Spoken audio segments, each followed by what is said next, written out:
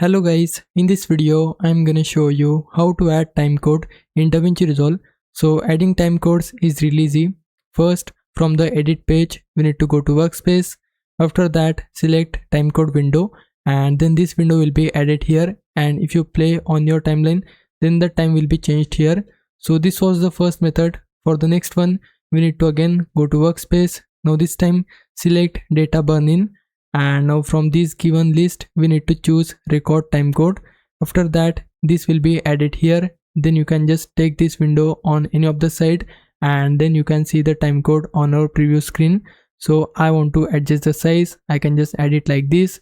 Then you can also change the position like so.